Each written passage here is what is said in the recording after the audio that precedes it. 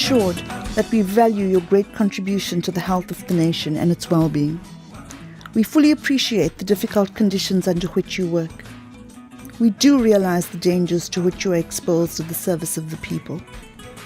Along with Marilyn Lehana and many others who have perished in the course of duty, we salute you all. You are our heroes and our heroines. 18 years ago, when former President Nelson Mandela paid tribute to South African healthcare workers, the South African Health Review was just in its second edition. In his speech, he acknowledged the passing of ICU nursing sister Marilyn Lehana, who had just days before succumbed to the Ebola virus, which she had contracted in the course of her work. Commenting on the incident, the South African Health Review noted that despite a fragile health system, South Africa's health services had managed to contain a potential public health crisis. It is a testament to the growth of our health system, then, that in 2014, South Africa contributed to global efforts to combat the current Ebola outbreak by dispatching a medical team to Sierra Leone to assist with the crisis in that country. However, despite the world-class skills and capabilities of our healthcare workers, many challenges remain. The South African Health Review was first intended to chronicle the development of South Africa's post-apartheid health system. While earlier reviews focused on the need for policy development, more recent editions have concentrated more on providing an analysis of the implementation of such policies. Comprising a mix of specially commissioned chapters written by experts in the field, together with an update on key issues relating to health systems in South Africa, each review is collated into an annual digest of cutting-edge commentary and analysis. Now in its 17th edition, this sought-after resource is now officially accredited as a peer-reviewed publication. Given the changing public health landscape, it's important that we have a single repository of information to document the policy changes, the challenges to implementation, as well as the successes and innovations in the field of public health. Our ability to provide a responsive health system depends on our willingness to critically review our health programs, learn from our mistakes, consolidate our successes, and share our best practices. This year's review provides an opportunity to assess how far South Africa has progressed with regard to transforming its health system since 1994.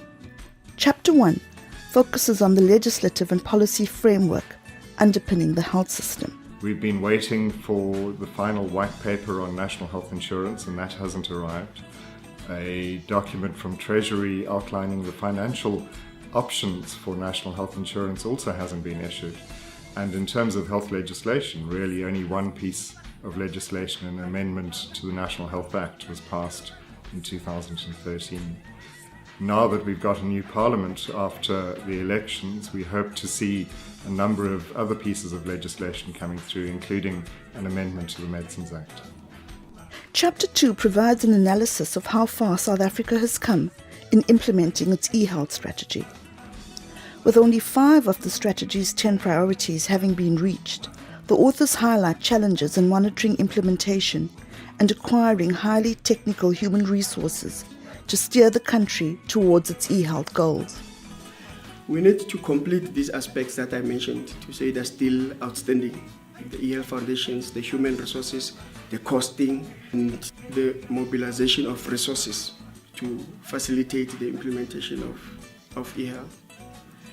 We also need to consistently monitor how far we are progressing towards the attainment of the objectives that we have reflected in the eHealth strategy. We need to strengthen the sub-national levels of the health system, which is where health services are being delivered. We need to ensure that the provisions of the eHealth strategy become an integral part of other plans that we develop. The next set of chapters describe current initiatives designed to strengthen the effectiveness of our health system, primarily by increasing access to and quality of care in the public health sector. The chapter looks at the role that producing a set of common national standards, which is called the National Core Standards, has actually played in terms of helping to establish a common framework for what do we mean by quality. Also helping managers to understand what they're supposed to be doing and measuring whether they're doing it. So the fact that there is an assessment tool that is part of it, and that people can either assess themselves or be assessed by a team of national inspectors, has helped people to know whether they're anywhere near where they're supposed to be. And to me, the third critical thing has been the fact that because a regulator is being established, because there's now a law and it will be mandatory to comply with these standards, that has actually changed the way that people have seen them. They have begun to realize that this is for real, that it's serious, and that they're going to have to change their behavior really to be able to meet quality standards. The lesson that someone will take away with them after reading our chapter is that the South African government is really planning to do things differently. We've been struggling with quality in the public health sector, and there's a real commitment to change that, and to change that fast, and to change in terms of getting better quality services pervasively in the country. The following chapters reflect on the achievements and challenges experienced in the implementation of the country's primary healthcare re-engineering strategy. So the district clinical specialist team stream is already making a contribution to clinical leadership and clinical governance, so much so that in these early days we are already seeing a reduction in mortality rates and in improved health outcomes. So a significant induction and orientation program, which is well planned and effectively rolled out, can indeed facilitate the implementation of a new policy directive. Certainly the induction and orientation program from the DCSTs has assisted in the rapid delivery of the stream. However, a thoroughly planned induction and orientation program does need to be run in conjunction with a health system intervention that facilitates health system adjustments with the introduction of a new policy, particularly a new structure like the DCST in a district. The key issues about school health that are highlighted in the chapter is firstly that school health has incredible potential to enhance the health and well-being of more than 12 million children in South Africa. I think potential that has not been fully mined until now. Secondly, I think that the chapter highlights is that the integrated school health program as it stands at the moment is laudable but quite ambitious, and we need to focus and prioritize it in an evidence-based manner so that with our available resources we could really concentrate on the interventions that we feel can make the maximum difference. Third is that it does require a very strong and integral interrelationship between health and education, and in particular the role of educators in helping to deliver the school health program, and that particular role must be defined and explored. And then lastly, I think one of the key findings is that because the program was relatively neglected in the past, unless we invest significantly in particularly the staffing component and the financial resource and equipment for school health services, it's not likely to yield the dividends that it could possibly yield. This chapter is about the primary healthcare outreach team strategy, which forms part of primary healthcare re-engineering, a new policy initiative under the National Health Insurance umbrella. Primary healthcare outreach teams are really about service provision between the health facility, say a clinic, a hospital, and the household, and about systematizing a set of offerings, often delivered by teams consisting of community health workers, to households to secure their health and ensure that they have access to the next level of the health system. Chapter 8 provides a district perspective on the challenges of translating national policies into district-specific strategies. We find that districts have got limited delegation of authority. So often a district manager is expected to implement major projects, but they don't have the authorization, for example, to control the appointment of staff. When it gets to money, budgets are typically devolved down from national to provincial to districts, leaving a district often with insufficient resources to implement what is in their strategic plans. As South Africa moves closer to universal health coverage through the introduction of national health insurance, the review also discusses the role of the private sector in the new healthcare landscape. The authors suggest that there is significant experience and expertise within the private health sector that could be harnessed to accomplish the objectives of NHI. Due to the lack of detail that's been provided in the green paper and the lack of substantive engagement between the government and the private sector, we thought that it would be useful to approach the private sector directly to ask them for their views on what those potential roles might be. So our key finding is that there's substantial goodwill from the private sector to engage deeply with NHI developments and to contribute to universal access to quality healthcare for all South Africans. Our next set of authors discuss the impact of environmental factors on health. They note that as much as 1/4 of the global burden of disease is due to modifiable factors.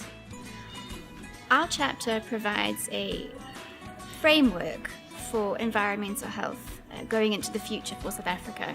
We propose that the initiatives such as Local Agenda 21 and Healthy Cities would be very good approaches to adopt to improve environmental health conditions in South Africa.